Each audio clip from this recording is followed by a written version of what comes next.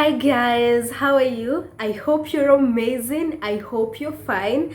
Welcome to my YouTube channel. Thank you for stopping by, and in case you're new here, karibu sana and feel welcome. So last time I did a video on signs that you're losing yourself, which was a part 2 of the video, what happened to me. So this has been a sort of a series of finding yourself, what happened to, and basically it has been a growth thread. So on finding yourself, today I'll be talking about one sign of, not really a sign, but one way of finding yourself, and which is embracing solitude. I'll be talking about it exclusively today because embracing solitude is such a wide topic. It's not something that we can discuss actually in one video, so that's why I'll be doing it exclusively. To start with, first of all, solitude is the ability to enjoy your own company without feeling lonely. Most of us tend to confuse solitude with loneliness, but the reality is you can still spend time alone, but you feel empty, you feel lonely. That is not solitude. You have to distinguish between solitude and loneliness. With solitude, it's the ability to stay alone, enjoy your own company. You do not feel lonely, there's no pressure, you don't feel as though you're missing out on some things. The thing as to why solitude is not loneliness is because you can still be in a group, you can be amid your friends, you can be in a relationship, you can be in a marriage, but you're not alone, but you still feel lonely. That's why we have to distinguish between solitude and loneliness. With solitude, you're able to enjoy the moment, your own company, and you do not feel as though you're missing out. So you have to note that solitude is not loneliness. And on embracing solitude, one thing that you have to admit is that this is not an easy task. It's not an easy step, especially if you're an extrovert. For introverts, embracing solitude is just like a lifestyle. It's a normal thing. Introverts are used to being alone, spending their own company, but still you can be an introvert but you still feel lonely. So this is not a journey for extroverts alone, it's also for introverts. The fact that you might still be alone but you feel like you're missing out. So embracing solitude is not really something that's easy. It's a journey, and it's something you have to learn one at a time, one step at a time. So with embracing solitude, it's important in your journey to finding yourself, because when you're alone, when you spend time alone, you experience things differently than you do when you are with other people. So if you want to begin a journey, or if you want to begin this step of embracing solitude, you might want to challenge yourself, perhaps keep your phone away for some time. I know with our current generation, it's not an easy thing to do. We are always on our phones 24/7, 24/7. We are on our phone all through, literally. Your phone is always there, in your phones, next to you, in your hand, sorry, next to you, anywhere close to you. So you might want to challenge yourself to keep your phone away, probably for some time, and find some time alone. You might want to challenge yourself to take a walk alone, go for a solo trip, take yourself out for dinner, begin to have conversations with yourself. I know it's not easy, especially for people who are used to doing things in a group, doing things with other people. There are people who cannot go out to eat alone, people who cannot go out, probably take yourself out on a coffee date, probably go out to the spa alone, things like that. You cannot go for a walk alone. It's not easy if you've never done these things, but you can start one step at a time, and you'll find that once you begin to enjoy your own company, There's this satisfaction that comes with it. There's this sense of calmness. I don't know, but there's this fulfilling feeling that comes along with it, that you'll feel like you've been missing out on it for your entire lifetime. There's this sense of calmness, a sense of peace. It's just so fulfilling, and you just try it and you'll find that there's so much satisfaction that comes with it.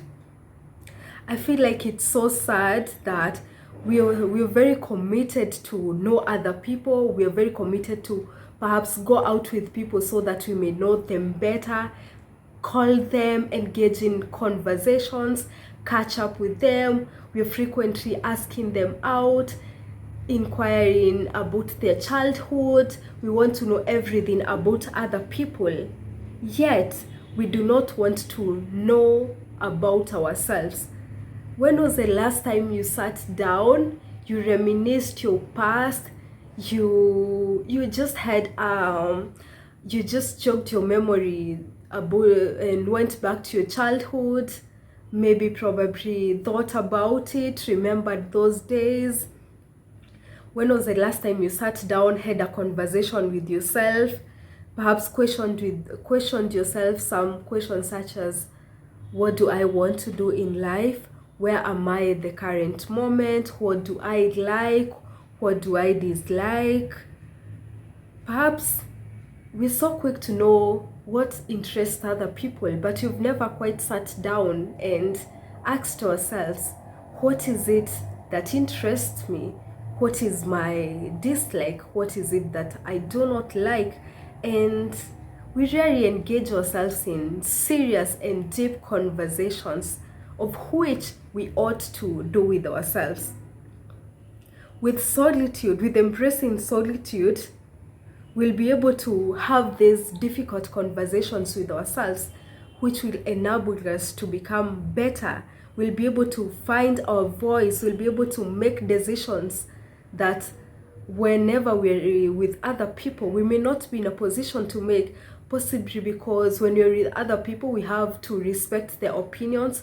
We have to respect the fact that there'll be a divergence in opinions, and we have to respect the fact that other people are our friends, and whatever they think, perhaps we may not really concur with them, but the fact that we have to respect their decisions will mean that we may sometimes shrink our voice.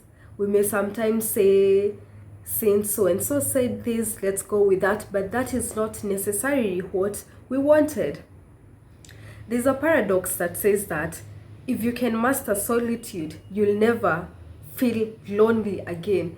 It's paradoxical, because with solitude you're alone, but the moment you're able to master solitude, you'll never feel lonely again.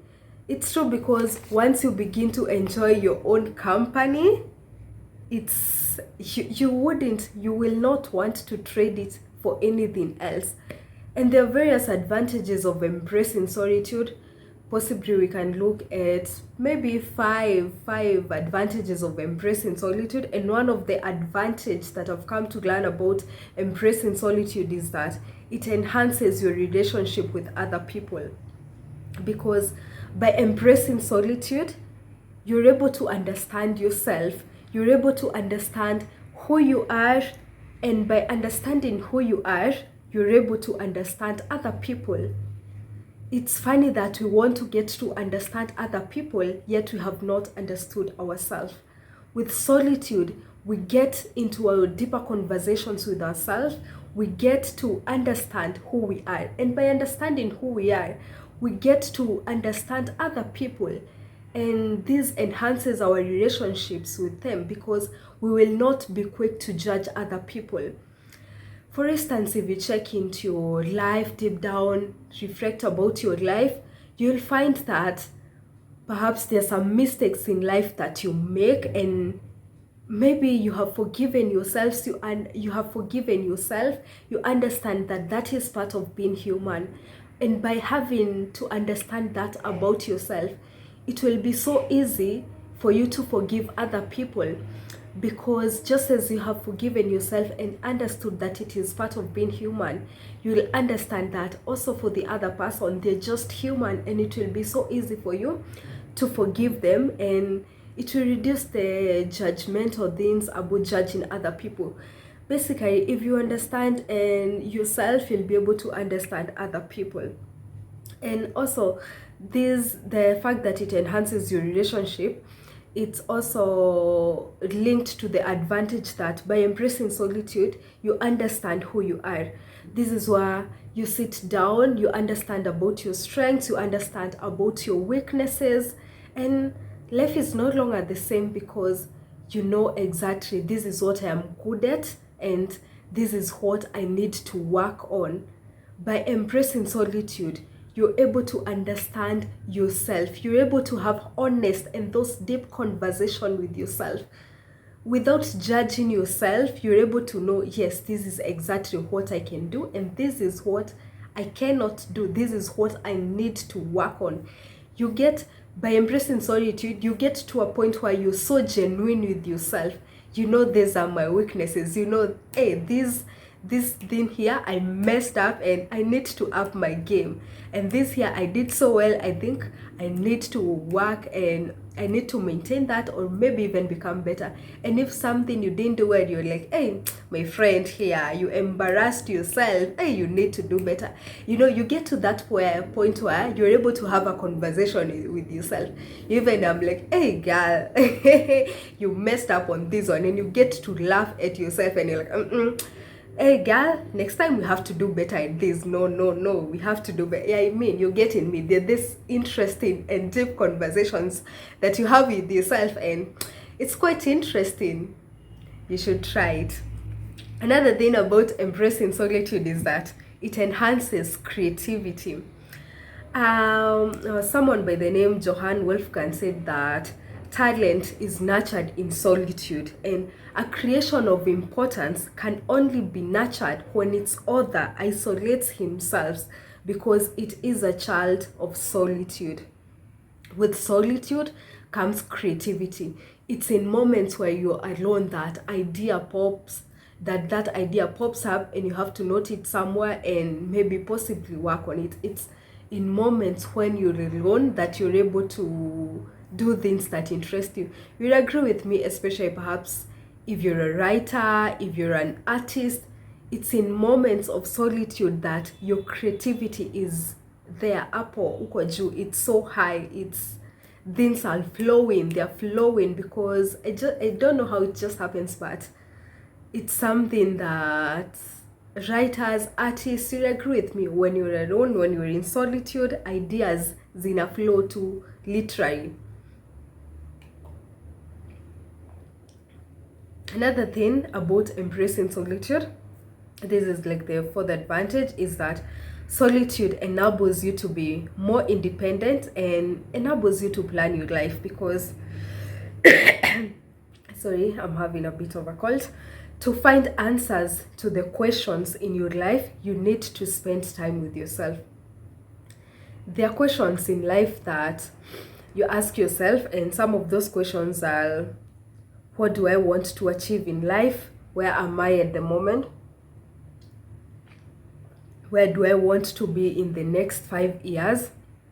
And these are very deep questions that cannot be answered when you out in the public. These are not questions that you can answer when you're in the midst of a crowd. These are questions that require you to sit down, have a pen, have a paper, think deep, and simply find the answers, because most of those answers, literally not most, but all of those answers that you're seeking, they're deep inside you, they're within you. And until you shift your focus from external to internal, you'll never find the answers that you're looking into. Solitude is like a gift by the universe that you have to look deep within and find the answers that you're forever looking for. It's where you find the answers about how you need to lead your life. It's where you find the answers about what you have been searching for. It's funny that sometimes the things we're looking for, or the answers that we're trying to find, externally, they're not externally available, they're deep within us. So it's time for you to shift the focus from external and find the answers internal. With solitude, you'll be more independent and you'll be able to find those answers internally. And with finding the answers, you'll plan your life accordingly. And the fifth advantage, which will be the last advantage because the video is already too long, is that solitude helps you to heal. It's true. This is especially if you're an empath. For empaths, you'll agree with me that most of the times when we spend a lot of time with other people, we get to absorb their energy. We get to absorb, and most of this energy is negative. So until we spend time alone, we'll have absorbed this energy and will not dispense it off. So with solitude, we'll be able to get rid of the negative energy that you have absorbed from other people and soak in the positive energy. For an empath, solitude is important because you'll need this time to recharge. We'll need this time to basically refresh ourselves and get back to the mood, get back to, like, start feeling alive again. Because with empaths, with the nature of an empath is helping other people, giving out yourself to other people, dispensing off your energy to other people, and sometimes you're left with nothing. Like, your cup is literally going empty, and for you to fill that cup, solitude is the answer. Solitude is the response that you need. It's the solution where you have to refill your cup before you can empty it again. So with solitude, you'll be able to gain the right energy, the positive energy, so that you're not left with an empty cup to give to the world. So I think I'll stop it at there. This video is already too long, and we'll continue next time on other ways of finding yourself, because this has been only one way of finding yourself, which is embracing solitude. Thank you for watching. And if you want to embrace solitude, if you've never tried embracing solitude, this is something I would really encourage you to do. And solitude is not loneliness. So there's so much joy and satisfaction in solitude.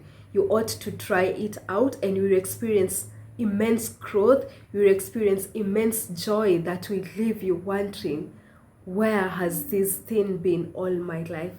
Anyway, I'll stop it at here. Thank you for stopping by. Thank you for watching. And as always, my name is Purity, and this is the Ms.Matheri Show. Until next time, goodbye.